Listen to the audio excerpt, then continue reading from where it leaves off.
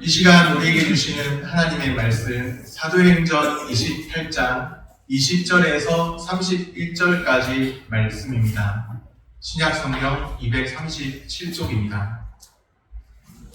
이러므로 너희를 보고 함께 이야기하려고 청하였으니 이스라엘의 소망으로 말미암아 내가 이 쇠사슬에 매인 바 되었노라. 그들이 이르되 우리가 유대에서 내게 대한 편지도 받은 일이 없고 또 형제 중 누가 와서 내게 대하여 좋지 못한 것을 전하든지 이야기한 일도 없느니라. 이에 우리가 너의 사상이 어떠한가 듣고자 하니 이 파에 대하여는 어디서든지 반대를 받는 줄 알기 때문이라 하더라. 그들이 날짜를 정하고 그가 미숙한 집에 많이 오니 바울이 아침부터 저녁까지 강론하여 하나님의 나라를 증언하고 모세의 율법과 선지자의 말을 가지고 예수에 대하여 권하더라. 그 말을 믿는 사람도 있고 믿지 아니하는 사람도 있어 서로 맞지 아니하여 흩어질 때에 바울이 한 말로 이르되 성령이 선지자 이사야를 통하여 너희 조상들에게 말씀하신 것이 옳도다. 일렀으되 이 백성에게 가서 말하기를 너희가 듣기는 들어도 도무지 깨닫지 못하며 보기는 보아도 도무지 알지 못하는도다. 이 백성들의 마음이 우둔하여져서 그 귀로는 둔하게 듣고 그 눈은 감았으니 이는 눈으로 보고 귀로 듣고 마음으로 깨달아 돌아오면 내가 고쳐줄까 함이라 하였으니 그런즉 하나님의 이 구원이 이방인에게로 보내어진 줄 알라. 그들은 그것을 들으리라 하더라. 바울이 온 이태를 자기 셋집에 머물면서 자기에게 오는 사람을 다 영접하고 하나님의 나라를 전파하며 주 예수 그리스도에 관한 모든 것을 담대하게 거침없이 가르치더라. 아멘. 샬롬. 주님의 평강이 함께하기를 소원합니다. 아멘. 바울의 복음 전도 여정을 우리가 보고 있죠. 이제 사도행전의 마지막에 왔습니다. 사도행전 몇 장까지 있을까요? 28장입니다. 사도행전 28장에 왔습니다. 바울이 로마에 도착했습니다. 로마가 이제 성경에 보면 몇 개의 제국들이 나오는데 고대 제국 중에 하나입니다. 아수르, 이제 구약으로 가보면 아수르라는 제국이 있었죠. 아수르, 그 다음에 바벨론, 이런 제국도 있어요. 또 페르시아, 성경에는 바사로 나오는데 페르시아, 그리고 또 헬라, 이런 제국들이 있고, 또 이제 신약 성경의 배경이 되는 제국이 로마입니다. 로마. 근데 바울이 로마에 이제 도착했습니다. 사도 바울이 1차, 2차, 3차 선교를 하겠던 이제 역사 속에 유명한 사도 바울이 로마에 도착했으니 무언가 일이 일어날 것 같지 않습니다. 그런 예감이 들지 않으십니까? 로마에까지 복음을 전하는 거죠. 로마에서도 복음을 전합니다. 바울이 쇠사슬에 매인 죄수의 신분으로 로마에 왔는데 그냥 멋있게 뭔가 호의를 받으면서 로마에 도착하면 좋을 텐데 참 뭔가 보이는 모습은 죄수의 신분으로 쇠사슬에 매인 채 그렇게 로마에 왔습니다. 바울이 왜 쇠사슬에 매여야 했을까요? 쇠사슬에 매인 이유가 무엇일까요? 20절 말씀입니다. 이러므로 너희를 보고 함께 이야기하려고 청하였으니 이스라엘의 소망으로 말미암아 내가 이 쇠사슬에 매인 바 되었노라. 바울의 말인데 내가 이 쇠사슬에 매인 바 된 것은 다른 죄를 저질러서가 아니라 이스라엘의 소망으로 말미암아 이스라엘의 소망을 전하다 보니까 그렇게 되었다. 그렇게 말씀하고 있는 거죠. 이스라엘의 소망으로 말미암아 매인 바 되었습니다. 바울이 이스라엘의 소망을 말하면서 전파하고 싶었던 것, 전파하려 했던 것이 무엇일까요? 예수 그리스도입니다. 예수만이 유일한 이스라엘의 소망이라고 바울은 믿었죠. 예수 그리스도입니다. 바울은 이미 이스라엘의 소망이 나사렛 예수에게서 성취되었다고 믿습니다. 비록 쇠사슬에 매인 바 되었어도 또 매인 바 된다 할지라도 전해야 할 소망이 있습니다. 답답한 상황, 뭔가 갖지 못한 그런 상황들 만난다고 해도 반드시 전해야 할 소망이 있습니다. 전파해야 할 유일한 소망이 있다는 것. 예수 그리스도입니다. 아멘. 예수 그리스도가 유일한 소망입니다. 아멘. 유일한 길이요, 유일한 진리요, 유일한 생명이요, 유일한 답입니다. 아멘. 우리 믿는 자들에게 예수 그리스도가 유일한 답이라는 것을 붙드시기를 바랍니다. 아멘. 바울은 로마에서 이제 가택연금 상태에 있게 되었죠. 유대인 지도층 인사들이 찾아오는데요. 날짜를 정하고 바울이 연금된 집으로 찾아왔습니다. 23절에 보면 바울이 그들을 만나서 아침부터 저녁까지 강론을 해요. 유대인 지도층 인사들에게.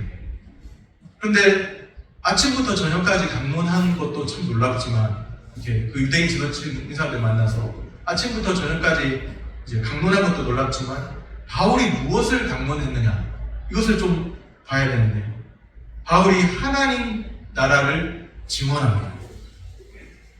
모세의 율법과 선지자의 말, 이것은 구약이라고 할 수 있죠. 구약의 기초에서 예수를 믿도록 권면합니다. 하나님의 나라를 증언하고 또 예수를 믿도록 권면합니다. 바울이 무엇을 증언했다고요? 하나님의 나라를 증언하고 예수를 믿도록 권면합니다. 그런데 이제 반응이 다 똑같지가 않습니다. 하나님의 나라를 증언하고 예수를 믿도록 권면하면은 그것을 받아들이면 너무 좋을 것 같은데 사람들 생각이 다 다른가 봐요. 유대인들의 반응이 엇갈립니다. 그 말을 듣는 유대인들과 아침부터 저녁까지 오랜 시간 강론했잖아요.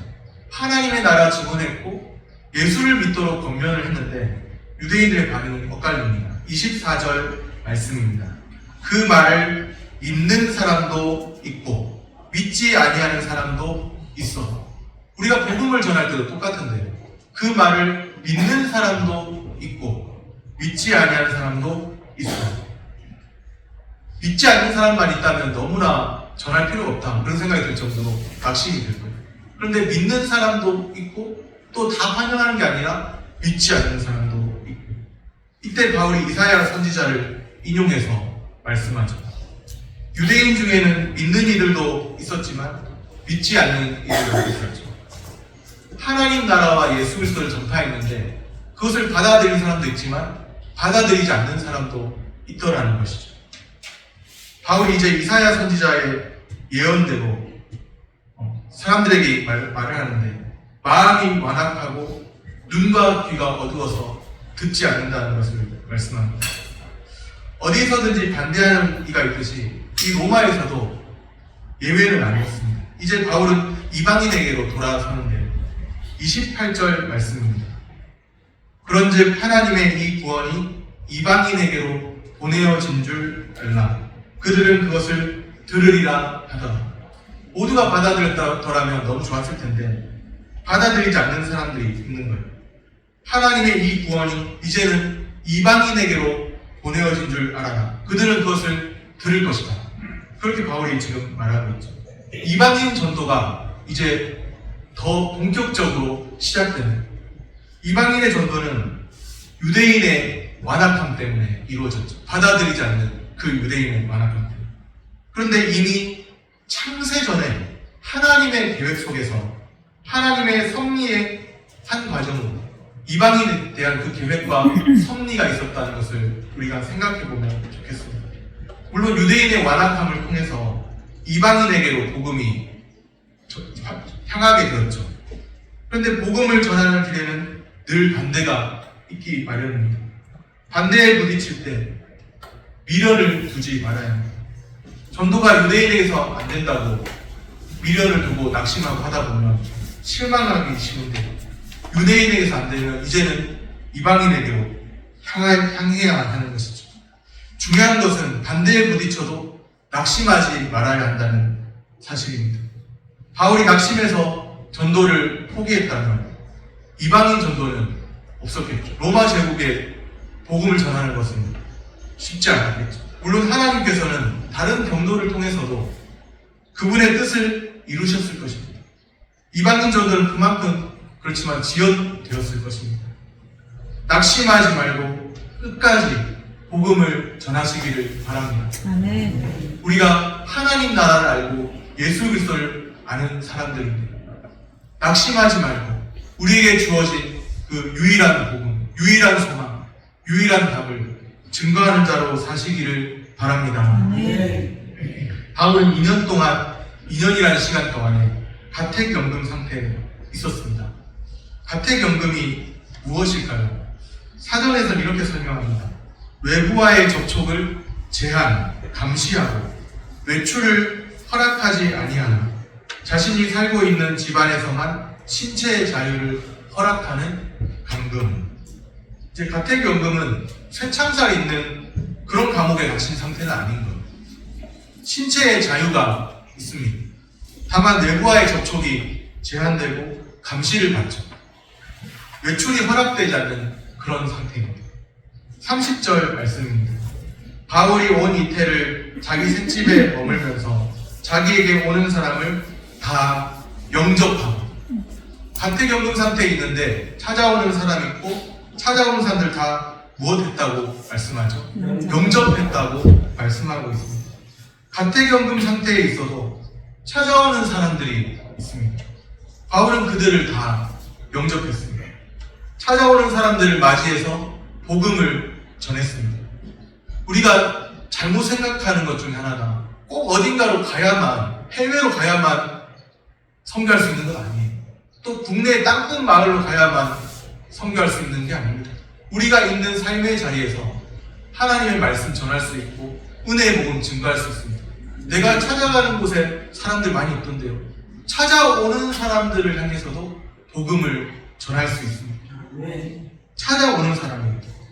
바울을 가둘 수는 있어도 복음을 가둘 수는 없습니다. 찾아오는 사람들에게 바울은 거침없이 담대하게 복음을 전합니다. 우리는 뭐 사람이 없어서 지나가다 보니까 사람을 못 만나서 복음을 못 전한다, 그렇게 말할 때가 있고, 또 찾아오는 사람이 있어도 입을 열지 않을 때가 있잖아요. 그런데 찾아오는 사람들에게 바울이 복음을 전했다는 사실이죠. 거침없이 담대하게 복음을 전합니다. 31절 말씀입니다. 31절 한 목소리로 같이 읽겠습니다.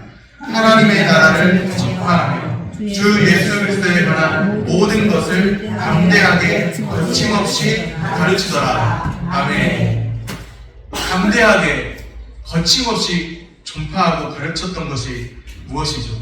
하나님의 나라입니다. 주 예수 그리스도입니다. 하나님의 나라와 주 예수 그리스도 담대하게 전파하고 거침없이 가르쳤습니다. 성령 충만하여 성령의 권능을 받는 장면으로부터 사도행전이 시작되었죠. 사도행전의 시작은 성령 충만해서 성령의 권능을 받고 그렇게 출발했습니다. 사도행전의 그 마지막은 성령 충만해서 하나님 나라와 주 예수 그리스도를 전하고 가르치는 장면입니다. 우리가 지금 사도행전을 보고 있는데 사도행전의 시작과 끝을 잘 보시라는 거예요. 사도행전의 시작은 성령 충만해서 성령의 권능을 받는 장면으로부터 시작했습니다. 이제 그 마지막은 성령 충만해서 하나님 나라와 주 예수 그리스도를 전하고 가르치는 장면입니다. 하나님 나라와 주 예수 그리스도를 품었기 때문에 그렇게 할 수가 있는 것이죠. 하나님 나라와 주 예수 그리스도를 마음에 품지 않은 사람이 어떻게 하나님 나라와 주 예수 그리스도를 전할 수 있겠습니까? 성령 충만했기 때문에 그것이 또 가능했죠. 성령 충만이 무엇인가? 예수의 영으로 충만한 것입니다. 아멘. 예수의 영으로 충만하면 어떻게 될까요? 하나님 나라와 주 예수 그리스도를 전하는 예수의 증인으로 살게 됩니다. 아멘. 예수가 유일한 답이라는 것을 인정하고 유일한 답이기 때문에 그것을 전하게 되는 거예요. 아멘. 이것만이 유일한 답인데 이것을 전하지 않으면 다른 사람들은 유일한 답을 모르는 겁니다. 생명이 아니면 뭐예요? 사망입니다.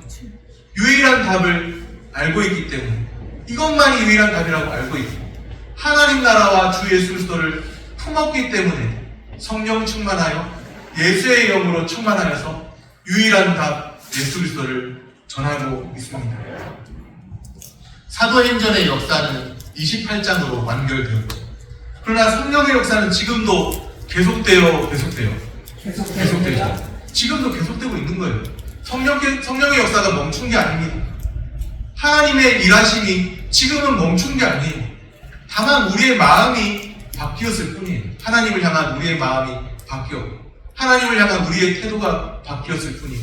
하나님은 지금도 살아계셔서 일하고 계시고 하나님은 지금도 우리에게 하나님의 말씀을 통해서 하나님의 뜻을 나타내시고 성령은 지금도 하나님의 말씀을 통하여 역사하시고 일하고 계십니다. 아멘.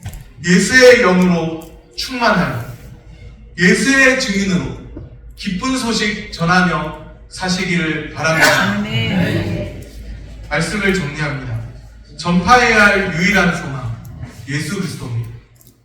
반대에 부딪혀도 낙심하지 말아야 합니다. 하나님 나라와 예수를 전하는 예수의 증인으로 살아야 합니다. 아멘. 성령 충만하여 하나님 나라와 예수를 전하며 살아가는 축복의 통로 다 되시기를 축복합니다. 아멘. 기도하겠습니다.